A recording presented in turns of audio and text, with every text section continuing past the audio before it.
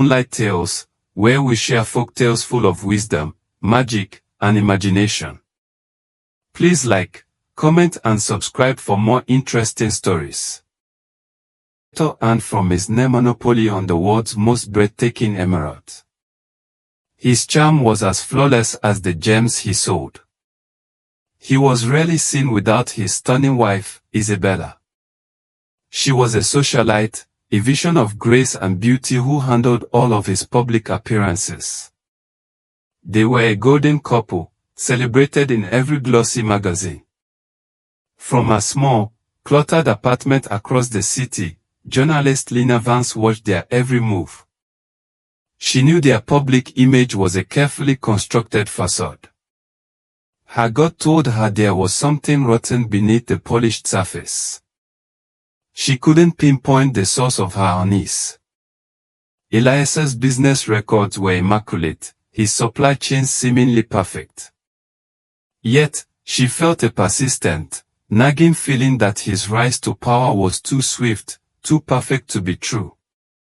Lena was determined to expose him, to prove that his glittering empire was built on something far more sinister than simply luck and hard work. She just had to find the one thread that would unravel the entire conspiracy.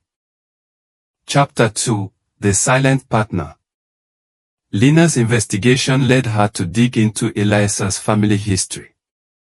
There was a conspicuous lack of information about his past, as if he had appeared out of thin air just a decade ago. It was a blank slate where a rich history should have been. She noticed a pattern in Isabella's behavior. The woman was always present, always smiling, but she never spoke on business matters. Her role seemed to be purely ornamental, a beautiful accessory to his success. These details struck Lena as strange. A woman so clearly intelligent and poised would surely have a hand in her husband's affairs. It was a detail that did not fit the perfect narrative Elias had crafted for them. The more Lena researched, the more she found that Elias's business had no real beginning. It was as if it had simply sprung into existence, fully formed and successful, without any gradual build-up or struggle. This was the first major red flag. The lack of a starting point was a paradox that consumed Lena's thoughts. It seemed impossible, yet there it was in the records. The business simply existed, already thriving, with no clear origin story. Chapter 3: A Shadow in the Past. Pushing past the public records, Lena delved into Elias's personal life. She found a single, solitary record from his past, a marriage certificate from over 15 years ago. The bride's name was Eleanor Vance. The name caught her attention. Eleanor, it turned out, was a renowned gemologist, a brilliant but reclusive scientist. The record showed she had died in a boating accident shortly after their marriage. Elias's records from that period were strangely empty. The official report on Eleanor's death was brief and unsatisfying, citing an unfortunate storm. However, whispers from old acquaintances suggested she had a secret project she was working on, something revolutionary in the field of gemology. Lena felt a chill run down her spine. The coincidence of Eleanor's death and Elias's rise was too clean. It felt like a deliberate act of erasure, a story carefully scrubbed from history. She began to see a connection between the dead gemologist and the very foundation of the Thorn Empire. It was a ghost story, a forgotten history that held the key to everything. Chapter 4: The Unseen Connection. Lena found an old photograph of Elias and Eleanor. The moment she saw Eleanor's face, she froze. The resemblance to Isabella was uncanny, almost unsettling. It was more than a passing similarity, they could have been sisters. She spent days comparing old photos of Eleanor with recent pictures of Isabella. The same curve of the jaw, the same shape of the eyes. The only difference was a maturity in Isabella that could only be explained by the passage of time. This was not a coincidence. Elias had not simply replaced his late wife with a younger lookalike. The two women were far too similar for that to be a random occurrence. There had to be a deeper connection. Lina's theory solidified: Isabella was Eleanor's daughter, not Elias's wife. Their public marriage was a brilliant, depraved lie. The business was a family legacy, not an illicit enterprise. But if Isabella was his daughter, why the elaborate charade? Lina knew the answer had to be something so scandalous and so juicy that it would destroy their reputation in one swift blow. Chapter 5: The Heirloom. At a glittering charity gala, Elias presented his latest masterpiece, a magnificent emerald he named the Star of Eleanor. He gave a tearful speech, claiming it was an heirloom, a gift from his late wife. Lina, watching the live stream, scoffed. Her research had uncovered Eleanor's entire collection, and no such emerald existed in any of the inventories. It was a fabricated story, designed to pull at the heartstrings of the public. Elias's lie was a calculated risk. He was so confident in his untouchable position that he didn't care about the small details. He presented the stone with such conviction that most would never doubt him. But Lina was not most people. She saw through the charade, seeing not a masterpiece but a lie. She knew the heirloom was a symbol of his deceit, a testament to his hubris and arrogance. The emerald was a stunning piece of art, but to Lina, it was a piece of evidence. It was a clear, undeniable sign that Elias Thorne's entire public persona was a lie. Chapter 6: A New Player. A new figure emerged in Elias's life, a beautiful and brilliant socialite named Serena. She was a breath of fresh air, a woman with a sharp mind and an independent spirit that clearly captivated Elias. He was falling for her, hard. Isabella watched from the sidelines, her usual cool demeanor cracking. A flicker of something, jealousy or perhaps envy, danced in her eyes. It was a look that told Lina there was more to their relationship than met the eye. Elias began to spend less and less time with Isabella, a fact that was noted by all the society reporters. He was consumed by his new love, a love that was real and threatened the carefully constructed lie he had lived for so long. Serena was a true rival for Isabella, a threat to her position and her public identity. She was everything Isabella was not: spontaneous, authentic, and truly in love with Elias. This new dynamic was a ticking time bomb. The love story, so public and so real, threatened to expose the twisted nature of Elias's life. The facade of the happy couple was crumbling, and Lina knew the truth was about to be revealed. Chapter 7: Whispers and Lies. Lina found a way into a private event and saw Elias and Isabella arguing. Their voices were low and sharp, filled with tension.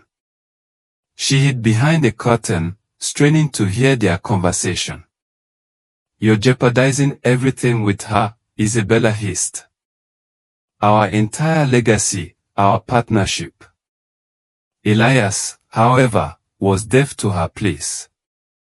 "This has nothing to do with you or our arrangement," he said, his voice cold. "It has everything to do with me," Isabella retorted, her face a mask of rage. "I'm not a wife. I'm a partner in a lie. And you're forgetting where the real power lies in this family." Lina's mind raced. Arrangement. Partnership. The words confirmed her theory. She had been right all along. They were not husband and wife, but partners in a much darker, more complicated enterprise. The conversation provided the final piece of the puzzle. The Emirald Kingpin was not a king at all. He was a caretaker, a figurehead, and a true power lay elsewhere. Chapter 8, The Twisted Family Tree. Armed with a snippet of conversation, Lina knew where to look. She found it in a hidden database, the original birth certificate. It listed Isabella as the daughter of Elias and Eleanor Thorne, not as his wife. The date on the certificate confirmed her theory. Isabella was in her late 20s, exactly the right age to be Eleanor's daughter. The public marriage was a grotesque lie, a cover for their twisted arrangement. The Emirald Kingpin was not the grand mastermind everyone believed. He was the front man, a charismatic public figure, while the true genius and power lay with his late wife, Eleanor, and now, her daughter, Isabella. The tragic accident that killed Eleanor was no accident at all. It was a cover-up, a meticulously planned murder. Elias had taken control of the business, and now Isabella was attempting to do the same. The entire empire was built on a web of lies, deceit, and a depraved family arrangement. This was the scandalous truth that Lina had been searching for. The perfect, polished facade was a thin veneer over a dark, twisted reality. Chapter 9, The Emerald Trap. Isabella, consumed by envy and a fierce desire for total control, decided to play her final card. She sent an anonymous tip to Lina, providing her with the damning evidence. She betrayed her father. The tip contained everything: the birth certificate, letters from Eleanor that detailed her creation of the emeralds, and a confession from a family friend about the accident. It was a complete and utter expose. The emeralds were not found in mines. They were chemically engineered, using a secret formula Eleanor had perfected. This formula was her legacy, a legacy Isabella believed was rightfully hers alone. Isabella wanted to destroy Elias. She was a master manipulator, and her envy of his love for Serena, coupled with her greed for power, had finally pushed her to the brink. This was her moment, her one chance to seize control. Isabella had laid a trap for Elias, a trap made of his own lies and her betrayal. She was the true Emerald Kingpin, a silent, deadly force who had been waiting for the perfect moment to strike. Chapter 10, The Fallen Kingpin. Lina published her article. The world was rocked by the news. Elias Thorne, the charming Emerald Kingpin, was revealed to be a fraud, a man who had lied about his life and his family. The public was outraged. The story of the fabricated marriage and the sinister family business spread like wildfire. The Thorne empire crumbled in a matter of hours. Elias was disgraced, his reputation in ruins, his wealth gone. He was betrayed by the one person he had trusted the most, his own daughter. Isabella's envy and greed had led her to destroy the very thing they had built together. She had won, but at a cost. Isabella watched the news from her private apartment. She had achieved her goal, but she was alone. The power she craved was now hers, but there was no one left to share it with.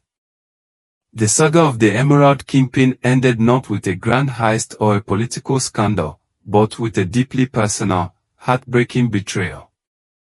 A family empire built on lies and secrets was finally brought down by the very person it had sought to protect. Thanks for listening to today's folktale. Don't forget to like, comment, and subscribe for more stories next time.